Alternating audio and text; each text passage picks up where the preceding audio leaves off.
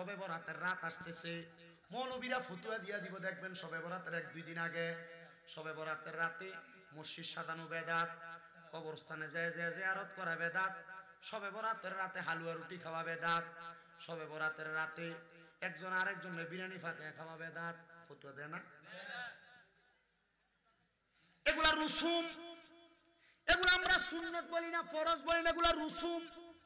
এই রুসুম চালু রাখার মাধ্যমে ছোটদেরকে এবং যারা করে না তাদেরকে শবে বরাতের প্রতি উদ্ধত করা হয়। এগুলার মাধ্যমে ইসলামের রুসুমগুলো মানুষকে শিক্ষা দেওয়া হয়। আল্লাহর কসমে শবে বরাতের রাতে মসজিদ সাজানো বন্ধ করবেন না, মসজিদ এবং কবরস্থান পরিষ্কার করা বন্ধ করবেন না, হালুয়া রুটি বন্ধ করবেন না। সামর্থ্য থাকলে 1 কেজি আটা 1 কেজি সুজি কিনা 2-1 জনকে হলে দিবেন। এটার মাধ্যমে ইসলামের উত্তম কাজ আদায় হয়। কারণ রাসূলকে প্রশ্ন করা হয়, নবী আপনি বলেন ইসলামের উত্তম কাজ কোনটা? নবী কয় ক্বালা তুতাইমুত তাআম, অপরকে খাদ্য খাওয়ানো উত্তম কাজ। যদি রুটি হালুয়ার মাধ্যমে আপনি খাওয়ায় উত্তম কাজ করতে পারেন, কারণ আল্লাহ তাআলা এই লাইলাতুল বরাতের রাতে আল্লাহ তাআলা কি করে শোনেন, 3টা কাজ করে রহমতের ফেরেশতার মাধ্যমে। 1 নাম্বার আল্লাহ বলে, বান্দা কে আছো ক্ষমা প্রার্থনা করবা, আমি তোমারে ক্ষমা করব। কে আছো বিপদ থেকে উদ্ধার চাও, আমি আল্লাহ উদ্ধার করব। 3 নাম্বার কে আছো রিজিক নাই, কামাই রুজি নাই, চাও আমি আল্লাহ দিব। তো এই রাত্রে যেহেতু আল্লাহ দিবে, এই রাত্রকে স্মরণ করে খাওয়াইলে যদি আল্লাহ আরো বাড়াইয়া দেয়, এটা তো আমাদের লাভ। এজন্য বেশি বেশি খাওয়াইবেন, এটা থেকে দূরে থাকবেন না। প্রয়োজনে নিজের ছোট ছোট বাচ্চাদেরকে দিয়া এই বাড়ি ওই বাড়ি পাঠাইবেন। এটার মাধ্যমে রুসুম চালু থাকবে, এটার মাধ্যমে মানুষ শবে বরাতের পয়গাম ঘরে ঘরে পাবে। মা বোনেরা আগে করত, কিন্তু ইউটিউব মৌলবীরার কথা শুনা শুনে এখন এগুলা বন্ধ করছে। মা বোনদের কাছে আবদার থাকবে, আপনারা এগুলা করবেন, এগুলার মাধ্যমে সন্তানরা শবে বরাতের শিক্ষা অন্তরে নিবে। আল্লাহ তাআলা নেওয়ার তৌফিক দান করুন, জোরে পড়েন আমিন। আল্লাহর ওলি ডাক দিয়ে বলতেছে, জগতের মানুষ হারাম, আমি কবরের সুগান পাইয়া মনে মনে চিন্তা করলাম, মনে হয় এলাকার কোন মানুষ মারা গেছেন, নতুন কবর থেকে আতরের গান আসতেছে। আমি কবরস্থানের মধ্যে প্রবেশ করলাম। প্রবেশ করার পর আমি দেখলাম কোন নতুন কবর দেখা যায় না, কিন্তু নাকে সুগান আসতেছে, এটা ঠিক। আমি কবরস্থানে প্রবেশ কইরাম, আমি যখন ভিতরে গেলাম দেখলাম কোন নতুন কবর নাই, কিন্তু সুঘ্রাণ আসে কোথা থেকে? আমি ভিতরে প্রবেশ করে দেখলাম একবারে কবরস্থানের শেষ মাথায় একটা কবর ভাঙ্গা। ওই ভাঙ্গা কবর থেকে আমার নাকের মধ্যে সুঘ্রাণ আসতেছে। আমি আবার দাঁড়াইলাম, রাস্তা দিয়ে বহু মানুষ হেঁটে হেঁটে যায়। আমি জিজ্ঞাসা করলাম, ও মানুষ, তোমরা বলো এই কবরটা কার? কেউ বলতে পারে না, বড় পুরাতন কবর। হঠাৎ একজন বৃদ্ধ মানুষ লাঠি ভোট দিয়ে দিয়ে রাস্তা দিয়ে যায়। উনি বলেন, আমি ওনাকে ডাক দিলাম, এ বৃদ্ধ বাবা, এই যে একটা পুরাতন কবর দেখা যায়, এই কবরওয়ালার বাড়ি কোথায়? ওনার পরিবেশ সম্পর্কে আপনি আমারে বলেন না। বলে কবরওয়ালার বাড়ি এখানে না, ওনার বাড়ি হইল মিশরের যেই বড় মসজিদ, সেই মসজিদের পাশে। উনি বলে, আমি মিশরের বড় মসজিদের পাশে পশ্চিম অংশে গেলাম, যাই ওই ঘরের দরজার মধ্যে সালাম দিলাম, আসসালামু আলাইকুম ওয়া রাহমাতুল্লাহ। আমার সালামের কোনো জবাব দেয় না। আমি দ্বিতীয়বার সালাম দিলাম, আসসালামু আলাইকুম ওয়া রাহমাতুল্লাহ। আমার সালামের কোনো জবাব দেয় না। আমি তৃতীয়বার সালাম দিলাম, আসসালামু আলাইকুম ওয়া রাহমাতুল্লাহ। আমি আমার সালামের কোনো জবাব পাই নাই। মিশকাতুল মাসাবি বাবু সালামতের মধ্যে লক্ষ্য করলে দেখবেন, আমার নবীর ঘোষণা, কোন মানুষের ঘরের দরজায় যায়া 3 বার সালাম দিলে কোনো জবাব পাও নাই। যদি জবাব না পাও তাহলে তার ঘরে প্রবেশ করবা না, ঘরের দরজা থেকে চলে আসবা। আর আমরা মুসলমানের এমন খাসিয়ত, আমরা কারো ঘরের সামনে যাইয়া অমুক ভাই আছেন নিগো কইয়া আমরা ঘরে প্রবেশ করি না। না না, ইসলাম বলে 3 বার সালাম দিবা, জবাব নাই, প্রবেশ করবা না, ফিরে যাইবা। আর আমাদের এই অপুরন্ত খাসিয়তগুলো পরিবর্তন করার দরকার, যেন আল্লাহ তাআলা এই খাসিয়ত পরিবর্তন করে সালামের রসুম প্রচলন করার তৌফিক দান করে। পড়ে না আমিন। এ মুসলমান ইমানদারেরা, এ নবীর উম্মতের দলেরা, আশিকে রাসূল ভাই বাবারা, উনি বলে 3 বার সালাম দিয়া আমি আবার পেছনে ফিরা সামনের দিকে হাঁটতে লাগলাম। আমি হাঁটতে হাঁটতে মনে হয় 40 কদম গেলাম। যাওয়ার পর হঠাৎ করে মহিলা কণ্ঠে আমাকে একটা সালামের জবাব দেয়, ওয়া আলাইকুমুস সালাম ওয়া রাহমাতুল্লাহি ওয়া বারাকাতুহু। আমি সালামের জবাবটা পাইয়া ওই জায়গার মধ্যে দাঁড়াইলাম। দাঁড়ায়া আমি আর পেছনে ফিরলাম না, কারণ মহিলা কণ্ঠে আওয়াজ আসছে, মহিলাটা আমার জন্য গায়রে মাহরাম। আপনি অবাক ভাবে যে কোনো মহিলার সামনে চলে যান, কিন্তু আল্লাহর নবী বলতেছে পুরুষের দলেরা, ওয়াকারনা ফি বুয়ুতিকুন্না ওয়ালা তাবাররুজনা তাবাররুজাল জাহিলিয়াতিল উলা, তোমরা তোমাদের নারীদেরকে অবাক ভাবে পরপুরুষের সামনে যাইতে দিবা না। যদি দাও এরা ইফতিজিং এর শিকার হবে, এরা দুনিয়ার জমিনের মধ্যে পরকীয়ার মধ্যে লিপ্ত হবে, অবাধ মেলামেশার লিপ্ত হবে। কিন্তু মুসলমান আমরা আমাদের স্ত্রী, আমাদের কন্যা, আমাদের মেয়েদেরকে আমরা অবাধ ভাবে পুরুষের সামনে যাইতে যাই, মেলামেশা করতে দেই। কি চরিত্র আমাদের! আমরা আল্লাহ তাআলার বান্দা দাবি করি, নবীর উম্মত দাবি করি, কিন্তু আল্লাহ নবীর কথা মাইনা আমরা চলতে পারি না। মনে রাখবেন যে আমার বাবা ভাইয়েরা, ও খয়রাত পাড়ার আমার পর্দার অন্তরালের মা বোনেরা, এবার আল্লাহর ওলি বলে আমি মহিলার দিকে তাকাই নাই, কারণ আমার জন্য গায়রে মাহরাম। যে মহিলা গায়রে মাহরাম তার দিকে তাকানো আমার জন্য হারাম। আমি তার দিকে না তাকায়া আমি পেছনে 20 কদম হাঁটলাম, আইটা বললাম, ও মা, আপনার কাছে আমার আবদার গো মা, আপনি বলেন না এই ঘরের যে আপনি বাসিন্দা, এই ঘরের যিনি লোক ছিলেন, এই ঘরের যিনি বাসিন্দা ছিলেন, ওনার কর্ম কি ছিল? উনি বলেন ওনার অন্য কোনো কর্ম ছিল না, ওনার কাজ ছিল জঙ্গলে জঙ্গলে যে উনি কাঠ কাটতেন। বলে আপনার স্বামী কাঠ কাটতেন? এ আম্মুজি, আপনার স্বামীর এমন কোন আমল আছে কিনা যে আমলের কারণে আল্লাহ তাআলা আপনার স্বামীর ইন্তেকালের পরে তারে নাজাত দিব? মহিলা কই, হুজুর আমার স্বামীর এমন কোনো ভালো কাম নাই, কারণ কাঠ তো কাঠ, কি আর ভালো কাজ থাকবো, ভালো আমল থাকবো? হুজুর কোনো ভালো আমল নাই। মহিলা এই সাক্ষী দিল মানে স্বামীর আসলেই কোনো আমল নাই, কারণ একটা স্বামী সম্পর্কে সবচাইতে ভালো জানে কে? স্ত্রী। একটা স্ত্রী সম্পর্কে সবচাইতে ভালো জানে কে? স্বামী। এবার শোনো, তবে মহিলা ডাক দিয়ে বলে, হুজুর আমার স্বামীর অন্য কোনো বড় আমল থাকতে পারে, নাও থাকতে পারে, তবে একটা ছোট্ট কাজের কথা আমি আপনাদেরকে বলতে চাই। বলে কি বলবা? হুজুর আমার স্বামী জঙ্গলাতে কাঠ কাইটা যখন সন্ধ্যাবেলা বাড়িতে আসতেন, আমার স্বামী বাড়িতে আইসা কাঠ কাটার পর কিছু জব আনতেন, কিছু চাউল আনতেন, আমারে দিতেন রান্না করার জন্য। আমি রান্না কইরা স্বামীর কাছে আসার আগে, আসার পরে আমি দেখতাম আমার স্বামী নামাজের মুসল্লাটা বিছায়া আল্লাহ তাআলার কোরআনটা হাতে নিয়া আমার স্বামী চোখের পানিগুলা ছাইরা দিয়া দিয়া কান্দে। আমি যখন সব সময় এমন অবস্থা দেখলাম, আমি আমার স্বামীকে প্রশ্ন করলাম, ও কলিজার স্বামী, কোনদিন আপনাকে কোরআনুল কারীম তেলাওয়াত করতে দেখি নাই, আপনার জবান দ্বারা কোরআনের একটা আয়াত পড়তে শুনি নাই, তো আপনি যে আল্লাহ তাআলার কোরআন পড়েন না, তেলাওয়াত করেন না, তো আপনি বলেন না এমন ভাবে কেন কান্না করেন? কান্নার কারণটা কি?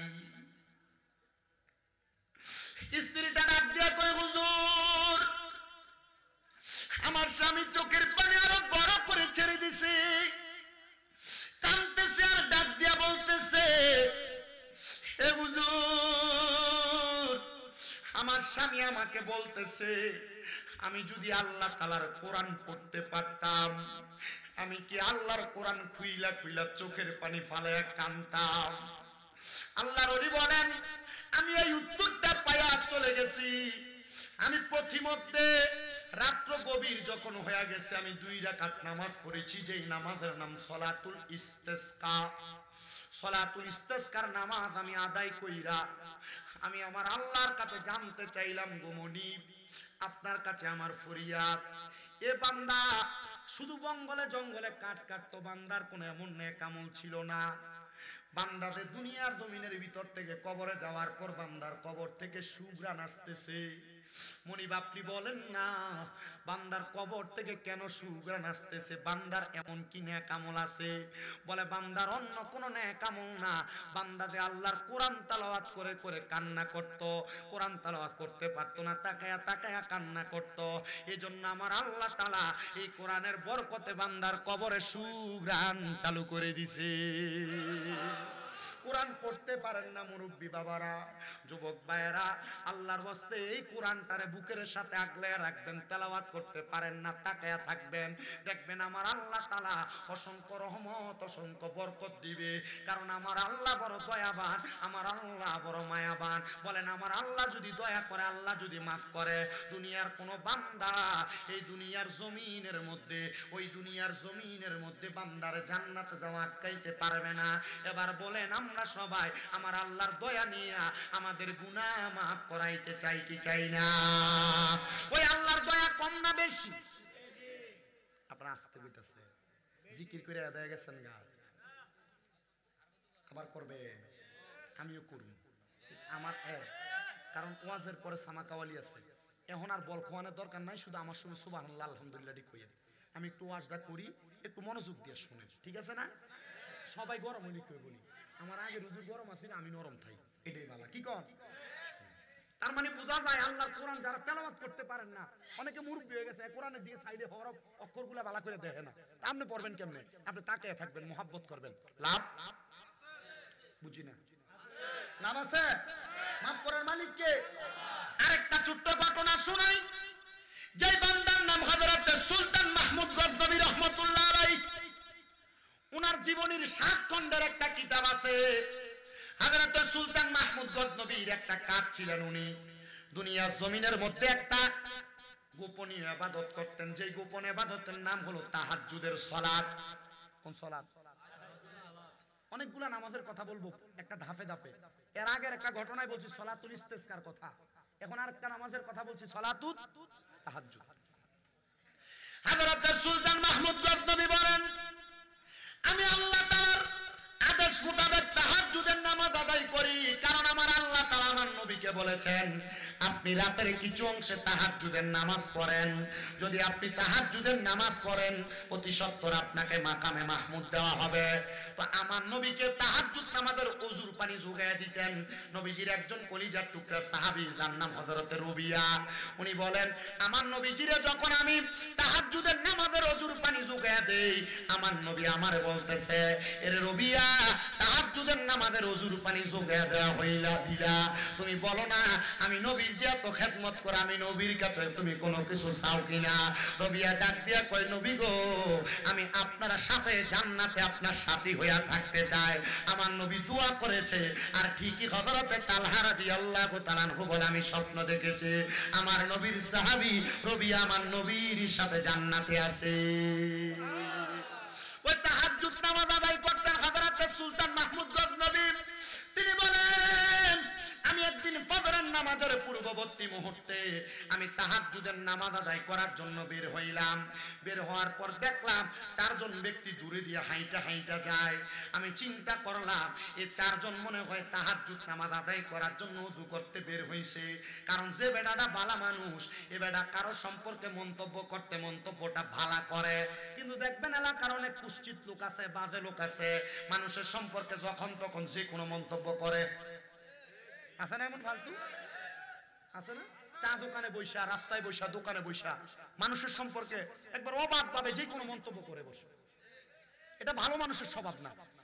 রাসূলের পাকের কথা, দুনিয়ার জমিনের মধ্যে ভালো মানুষগুলা সুন্দর সুন্দর বাক্য দ্বারা মানুষদেরকে সমর্থন করে, মানুষদেরকে ডাক দেয়। এবার হযরতে সুলতান মাহমুদ গজনবী বলেন আমি তাকায়া দেখলাম এমন একটা অবস্থা, এই অবস্থা দেখে আমি চিন্তা করলাম আমি যেমন তাহাজ্জুদ পড়তে আসছি, তারাও আমার কাছে তাহাজ্জুদ পড়ার জন্য মনে হয় ওযু করতে আসছে। হযরতে সুলতান মাহমুদ গজনবী ডাক দিয়ে কয়, জগতের মানুষের দলেরা, এবার দেখলাম তারা আমার সামনে আসতেছে, আর তারা সে জায়গায় দাঁড়ায় দাঁড়ায় চিন্তা করে, দেখ রে আমরা 4 জন একা 4 জন মিলা চুরি করতে আসছে, আর এই বেটার কত সাহস, বেটা একা একা চুরি করবার লাগে আসছে। আল্লাহর ওলি বাইরেছে কি করবার লাগা? তাহাজ্জুদ। এই 4 জন বাইরেছে কি করবার লাগা? চুরি করার লাগা। আল্লাহর ওলি চিন্তা করে আমার মতো মনে হয় তাহাজ্জুদ পড়ি না আরো 4 জন আছে, আর সুর 4টা চিন্তা করে কি আমরা 4 জন মিলাইছি চুরি করতে, আর এই বেটা একা আইছে চুরি করতে, কত বড় সাহস। উনি ডাক দিয়া বলতেছেন, এই 4 জন সদস্য তোমরা কেন আসছো? সামনে আসার পর 4 জনে কয় আপনার যেই কাম আমরা সেই কাম। আল্লাহর ওলি ডাক দিয়া বলতেছেন, আপনি যে এই কথা বললেন, আপনারা কাম কি বলে? আমরা নিয়ত করে আসছি যে বাদশার বাড়ি চুরি করাম। আপনিও যে আসছেন, তাহলে আপনি একা একা কেমনে চুরি করবেন? তো সুলতান মাহমুদ গজনবী বলে, আমি তো চুরি করতে আসি না, আমি তাহাজ্জুদ করতে আসছি।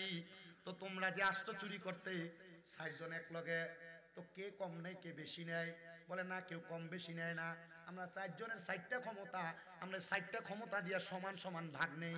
বলে ৬০ জনের ৪ ক্ষমতা, সুরেরও ক্ষমতা আছে? বলে হ্যাঁ, সুর আছে না, সুরের ক্ষমতা আছে না? দেখবেন এলাকায় যেটা সুর, সুরটা নেশা করে, এটার ক্ষমতা বালা। এটার লোকে মানুষ লাগে না, কারণ তার লোকে লাগলে বাইরের এলাকা থেকে হুইটটা ধরে আনে খাদ্য করানোর লেগে। কথা নাকি লেগা? আবার এই সুসুরটাটির লোকে অনেকে সম্পর্ক বজায় রাখে। কি লেগা? তার লোকে সম্পর্ক রাখলে, আমার লোকে কেউ লাগলে তে আমার পক্ষে লাঠি ধরবো। নবীজি বলছে, এমন নেশাখোর, চোর চোরটা, অথবা যারা নেশা করে, যারা বাজে কাজ করে, সন্ত্রাস, এদের সাথে যারা সম্পর্ক রাখে, রাসূল বলছে তারা আমাদের দলভুক্ত নয়। তো নবীজির দলভুক্ত যদি না হয়, তাহলে এই ব্যক্তি কি মুসলমান? কথা কয় না, এটা কি মুসলমান? আপনারা কি আমার ওয়াজ বুঝতেছেন? ফলাফল কি বুঝে জানি না, মুরব্বীরা বুঝলইব। আমার বুঝ, আমরা যদ্দূর বুঝেন এদ্দূর মোটামুটি যা বুঝেন এটাই আলহামদুলিল্লাহ, ঠিক না? হযরত সুলতান মাহমুদ গজনবী বলেন, আমি জিজ্ঞাসা করলাম তোমরা ৪ জনের কি চাই ক্ষমতা? একজন বলতেছে, আমার ক্ষমতা হলো আমি যখন চুরি করতে ঢুকি, রাত্রবেলা কুকুরের স্বভাব হইলো চোর দেখলে, অপরিচিত মানুষ দেখলে ঘেউ ঘেউ করে ডাকে, কিন্তু এ ডাকে না, এর মালিকের সাবধান করে। আমি চোরের ভাষা বুঝি। কার ভাষা বুঝে? দ্বিতীয় ব্যক্তি, তোমার কি ক্ষমতা? বলে আমার ক্ষমতা, চুরি করতে কোন বাড়ির মধ্যে প্রবেশ করলে ওই বাড়িতে যত কঠিন তালা থাকুক না কেন, আমি আমার যে কোনো ইশারা ইঙ্গিতে আমি তালাটা খুলতে পারি। বলে তৃতীয় ব্যক্তি, তোমার ক্ষমতা কি? বলে ঘরে প্রবেশের পরে নাকের গ্রান টান দিলে ঘরের কোন জায়গায় টাকা পয়সা স্বর্ণ মণিমুক্তা জহরত আছে, আমি আমার নাকের টানের ক্ষমতায় সেটা বলতে পারি। বলে ৪ নাম্বার ব্যক্তি, তোমার কি ক্ষমতা? আমার ক্ষমতা, আমি রাত্রে যারে দেখি দিনে তারে চিনি। এই কথা যখন বললেন, এবার ৪ জনে মিলে একজনরে প্রশ্ন করে, আপনি তো একা একা আসছেন, আজকে আমরা আসছি বাদশা সুলতান মাহমুদের বাড়ি চুরি করতে, আসেন আমরা একসাথে চুরি করি। ওই একজন জিজ্ঞাসা করে, তোমরা কি সুলতান মাহমুদের কোনোদিন দেখছো? কয় না। বলে ঠিক আছে, চলো আমরা চুরি করতে যাই। এবার ৪ জন সহ বাদশা সুলতান মাহমুদ তাদের সঙ্গী হইয়া নিজের বাড়িতে নিজে চুরি করতে প্রবেশ করেছে। প্রবেশ করার সাথে সাথে কুকুর ঘেউ ঘেউ করে ডাকে। এবার ওই ৪ চোরের এক চোর তো কুকুরের ভাষা বোঝে। সুলতান মাহমুদ জিগায়, কুকুর কি বলছে? বলে কুকুর দি বলতাছে যে ৪ চোর একসাথে হইয়া বাড়ির মালিকরে লইয়া বাড়িতে চুরি করতে ঢুকে। আরে চোরটা, কুকুরটা মনে হয় ভালো না, কুকুরটার মনে হয় অবস্থা বেশি ভালো না, মরার মতো অবস্থা, এই জন্য উল্টা পাল্টা বলে, চলো আমরা আমরার কাজ করি। আসলে কি কুকুরের অবস্থা ভালো না, না তার অবস্থা খারাপ? আপনার কষ্ট হইতেছে? দেখেন এই কথাটা থেকে আপনি কোথায় যে আমার ওয়াজটা পড়ে, একটু মূল একটু সময় লাগবে, ওই যে ওয়াজটা পড়ে। এবার দরজার সামনে যিনি হাতের চাবি দিয়া তালা খুলতে পারে, উনি ইশারার সাথে তালা খুইলা ৪ চোর একসাথে প্রবেশ করছেন, তালাটা খুইলা নাকের সুগ্রাম দিয়ে উনি বলতে পারছেন কোথায় কোন সামান। গাপটির মধ্যে নিয়া এবার ওই চোরগুলা যখন চুরি করা শেষ করছেন, এরা একটা ঘরের মধ্যে সব মাল সামান একসাথে কইরা বের হবে। এমন টাইমে চারদিকে ফজরের আযান হয়ে গেছে। সুলতান মাহমুদ গজনবী বলে, তাহাজ্জুদ পড়তে বের হইছি, কিন্তু তাহাজ্জুদের নামাজ তো আমি পড়তে পারবো না। ঠিক আছে, তাহাজ্জুদে তো পড়তে পারবো না, আমি এখানে তাদেরকে আটকে রেখে ফজরের নামাজটা পড়িয়ার পরে সূরের অবস্থা দেখা যাবে। আটকে রাইখা উনি একসাথে গেছেন ফজরের নামাজটা পড়াবে। ফজরের নামাজ তো ইয়া রাজপ্রাসাদ সাজাইছে, কিন্তু ওই ৪ চোরে জিজ্ঞাসা করছিল সুলতান মাহমুদ গজনবীরে, আপনি যে চুরি করবেন আমরা লগে সমান শেয়ার তো নিবেন, তো আপনার ক্ষমতা কি? সুলতান মাহমুদ গজনবী বলে, আমার ক্ষমতা, আমি ডান দিকে তাকাইলে জেল হাজত মাপ, বাম দিকে তাকাইলে ফাঁসির আসামি মাপ। বলে আমরা এটাই দরকার, চুরি করার পর ধরা খাইলে হয় ফাঁসি হয়, নয় জেল হাজত হয়।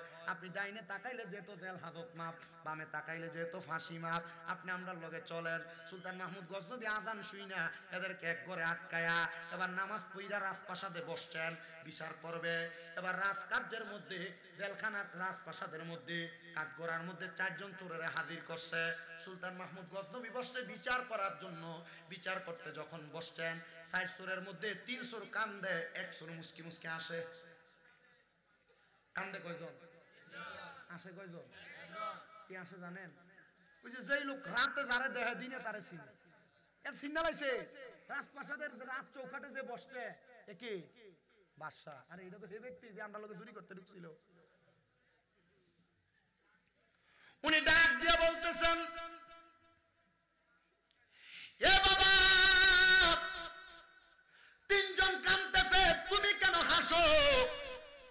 বলতেছে হুজুর এই কাজটা কেমনে করলেন? রাত্রবেলা একসাথে চুরি করতে ঢুকলেন, আর এখন রাজপ্রাসাদে বৈশা রাজ চেয়ারে বৈশা আপনি আমার বিচার করবেন? এটা বেঈমানি, এটা হতে পারে না। আপনি এটা কেমন করে করলেন? বলে ঠিক আছে, তোমরা যে চুরি করতে আসছো, তোমাদের চুরির খবর আমি জানি, তোমাদের বিচার হবে, কারণ তোমরা বাদশার বাড়িতে চুরি করতে আসছো। উনি বলেন হুজুর তাকায় দেখেন আপনার ডান দিকে একটা কি যেন দেখা যায়, বড় আচানক বাদশা তাকাইলেন। তোমাদেরকে শাস্তি দেওয়া হবে না, কারণ তোমাদের সাথে আমি রাত্রবেলা চুরির অংশীদার ছিলাম। তোমরা যে শাস্তি পাইবা আমিও তো সেই শাস্তি শিকার হব। তবে মনে রাখো আজকে তোমাদেরকে মাফ করছি, কাল কিয়ামতে আমার আল্লাহ তোমাদেরকে মাফ করবে না। এবার ওই 4 জন চোর একসাথে সাজদার মধ্যে পইরা আমার আল্লাহর কাছে ডাক দিয়ে কয়, আল্লাহ দুনিয়ার একজন বাদশা যদি একসাথে এক রাত্রি কাটানোর কারণে আমারে মাফ করে দিতে পারে, আল্লাহ আমরা গুনাহগার, আমরা বুঝি নাই, আমরা যদি তোমার সাথে প্রত্যেকদিন রাত্রে একটা প্রেমের সম্পর্ক লাগিয়ে দিতাম, আল্লাহ তুমিও তো আমরারে মাফ করতা। আল্লাহ আমরা বুঝি নাই রে, আমাদেরকে তুমি মাফ করে দাও। আরে বাবা আপনি বুঝেন না, আল্লাহর কাছে মাফ চান না। এবার বলেন মাফ করার মালিক একজন, তিনি কে? সম্পদের কামনা করেন, সম্পদ সম্পদ দেওয়ার মালিক তো আমার আল্লাহ, কিন্তু আপনি সম্পদ চাইতে পারেন না, এই জন্য সম্পদ আল্লাহ আপনার দেয় না। মনে রাখবেন অল্প টাকা কামাই কইরা ঘরে ভাঙ্গায় থাইকা, ভাঙ্গা ঘরে থাইকা আপনি যদি বেশি সম্পদের কামনা করেন আল্লাহ আপনারে দিবে না। তবে অল্প টাকা কামাই কইরা ছোট্ট ঘরে থাইকা আপনি যদি আল্লাহর শুকরিয়া আদায় করেন, আমার আল্লাহ তাআলা আপনাকে সম্পদ দিয়ে ভরপুর করে দিবে। কারণ আমার আল্লাহ কয় বান্দা লা ইউকাল্লিফুল্লাহু নাফসান ইল্লা উসআহা, আমি আল্লাহ তাআলা কারোর সাধ্যের বাহিরে কোনো কিছু চাপায়া দেই না। এ মুসলমান ইমানদারেরা, ভাঙ্গা টিনের ঘরে থাইকা তুমি কইও না আল্লাহ আমারে বড় বিল্ডিং বানায়া দাও না। আপনি ভাঙ্গা ঘরে থাইকা আল্লাহ তাআলার শুকরিয়া আদায় করবেন, দেখবেন আমার আল্লাহ তাআলা আপনারে অসংখ্য অগণিত বরকত দান করবে। বলেন সুবহানাল্লাহ। ওই শুকরিয়া আদায়ের 2 মাধ্যমের কথা বলেছি। 1 নাম্বার মাধ্যম হলো কোরআন তেলাওয়াত, 2 নাম্বার মাধ্যম হলো আল্লাহ তাআলার ইবাদত নামাজ। আসেন আমরা ওই কোরআন তেলাওয়াতের মাধ্যমে মাহফিল শুরু করার দিকে যাই। ফি শানি হাবিবিহি ওয়া মাহবুবিহি ওয়া মা'শুকিহি মুখবিরা ওয়া আমিরা ইন্নাল্লাহা ওয়া মালাইকাতাহু ইউসাল্লুনা আলান নাবিয়্যি ইয়া আইয়ুহাল্লাযীনা আমানু সাল্লু আলাইহি ওয়া সাল্লিমু তাসলিমা আল্লাহুম্মা সাল্লি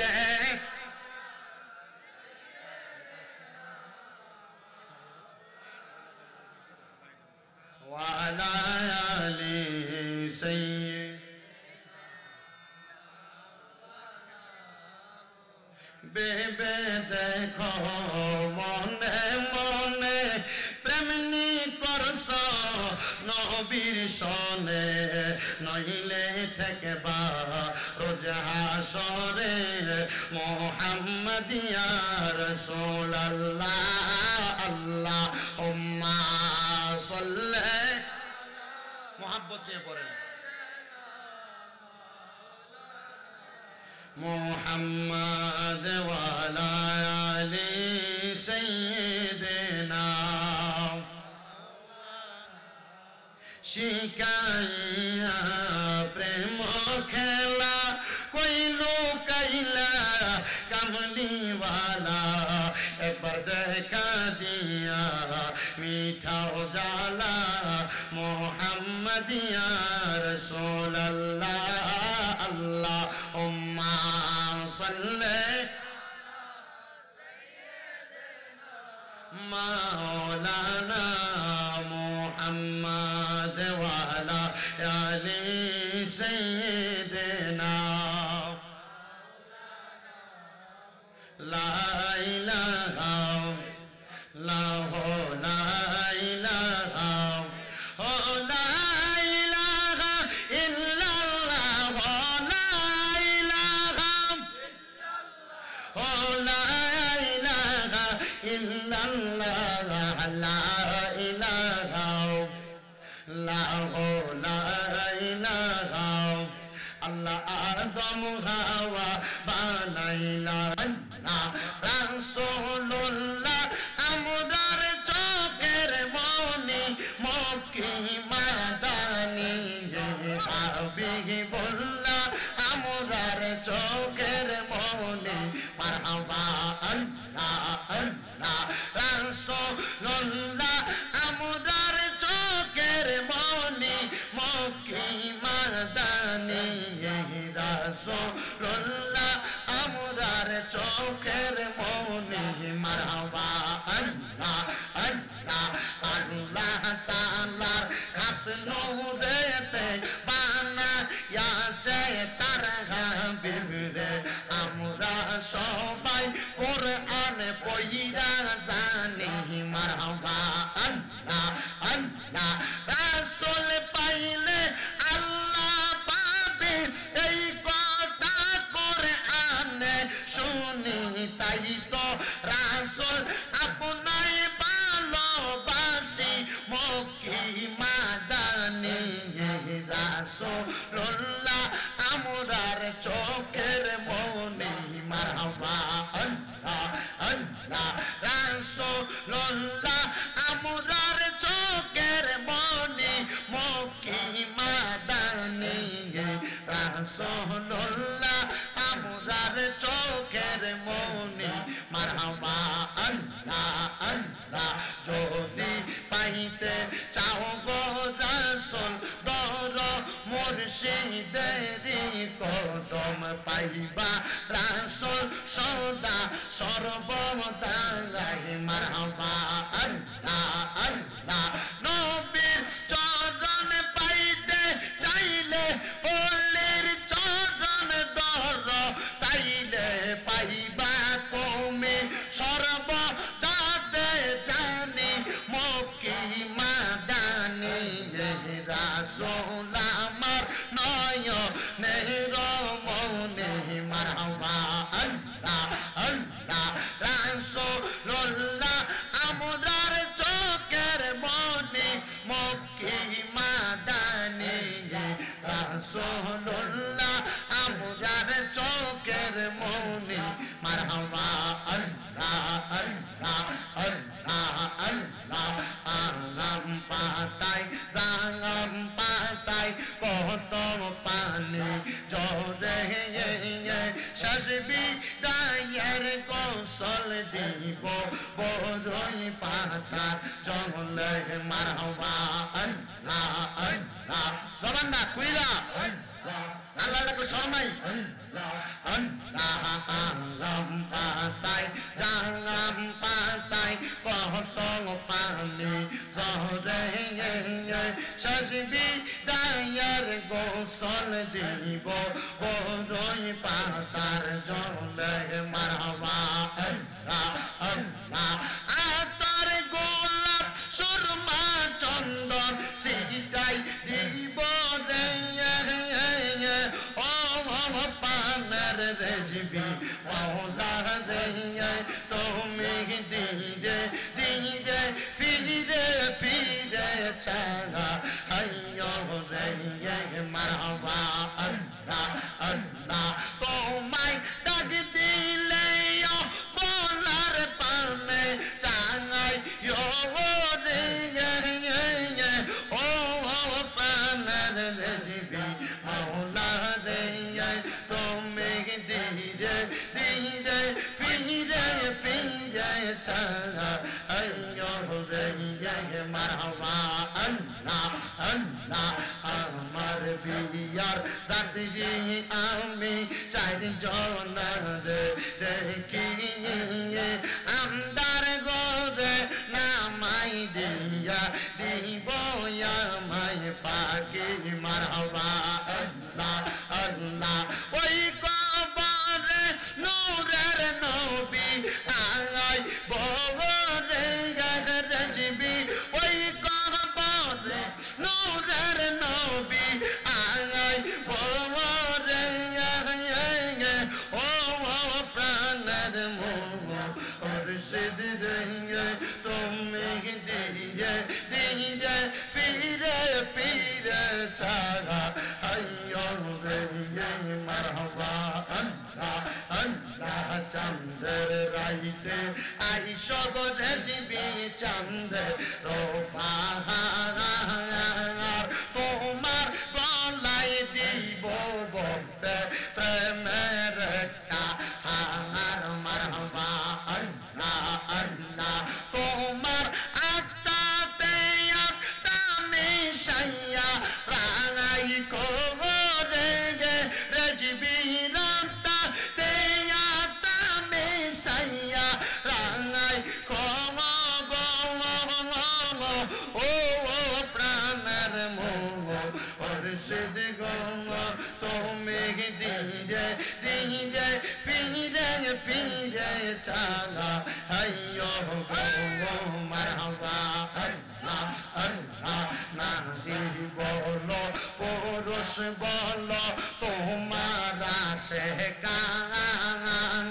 মোরা কাবাই ডাকি বাজান দাও না ধরো সাজান মারহাবা আল্লাহ আল্লাহ তোমায় পাইলে রাসূল পাইব ঘোষ না কোরআনে তোমায় পাইলে রাসূল পাইব ঘোষ না কোরআনে ও প্রাণের মুর্শিদ রে তুমি ধীরে ধীরে ফিরে ফিরে চালা আইয়ো রে মারহাবা আল্লাহ আল্লাহ আল্লাহ আল্লাহ আল্লাহ লা ইলাহা ইল্লাল্লাহু মুহাম্মাদুর রাসূলুল্লাহ সাল্লাল্লাহু আলাইহি ওয়াসাল্লাম।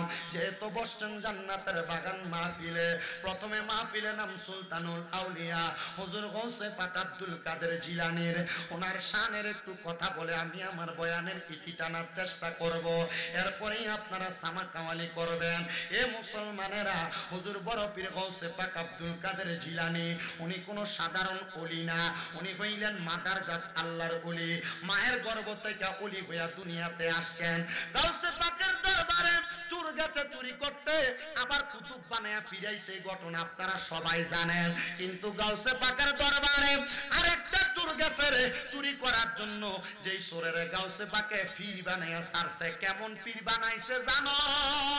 ওই চোরা মানুষটা ডাক দিয়া কয়, আমি আব্দুল কাদের জিলানীর দরবারে যাইয়া সন্ধ্যাবেলা প্রবেশ করেছি, রাত্র গভীর হয়ে গেছে, কিন্তু আমি চুরি করতে না পাইরা আমি গাউসে পাক ওযু করতে বের হওয়ার পরে ওনার ঘর থেকে বের হইয়া যায়। এমন টাইমে গাউসে পাক আমারে জিগায়, এ ভাই আমার ঘরে যে প্রবেশ করলা, আমার ঘর থেকে চলে যাচ্ছ, কারণটা কি বলবানি? আমার ঘরে কেন আসছিলা? ডাক দিয়া কই, হুজুর আইছিলাম বায়াত হইবার লাগা। কি লাগাইছে? কিন্তু আইছে মূল উদ্দেশ্য কি? ধরা খাওয়ানে কয় কি? হুজুর বায়াত হইবার লাগা আসছি। কত বায়াত হইতে আসতো, যাও কেন? আসো বায়াত করাই। গাউসে পাকের সামনে আসতেছে না। হুজুর আজকে দেখা গেলাম, পরে আসবো। গাউসে পাক কয়, তুমি কি জানো না মানুষের হায়াত বেশি দিন থাকে না, বায়াত হইয়া যাও। ও বাবাজিরা, আপনারা যারা এখানে আসছেন মনে রাখেন, এ পর্দার অন্তরালের মা বোনেরা, এখনো যারা বায়াতে রাসূল গ্রহণ করেন নাই, হক্কানি রব্বানি একজন পীর দেখে আপনি বায়াত গ্রহণ করেন, দেখবেন আমার আল্লাহ তাআলা আপনার জীবনটারে পরিবর্তন করে দিবে। কারণ বায়াতে রাসূল গ্রহণ করার পর বায়াতে রাসূলের আগের জীবনটা একরকম না। বায়াতে রাসূল গ্রহণ করলে জীবনটা বড় দামি জীবন হয়ে যায়, কারণ আপনার সম্পর্ক আর দুনিয়ার টেবিলে থাকে না, আপনার সম্পর্কটা আল্লাহর লগে হয়ে যায়। কারণ আল্লাহর ওলির সাথে যার সম্পর্ক, তার সম্পর্ক কার সাথে?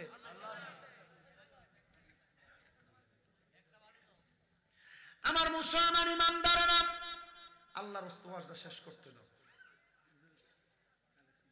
জি বইয়ে একটু। আমার মুসলমান ইমানদারেরা, হুজুর গাউসে পাক যখন বললেন আসো বায়াত গ্রহণ করে দেই, উনি ডাক দিয়া কয় হুজুর বায়াত যেহেতু গ্রহণ করাবেন, হুজুর আমি বায়াত গ্রহণ করব, আমাকে বায়াত করাবেন, তাহলে ওযুটা করি।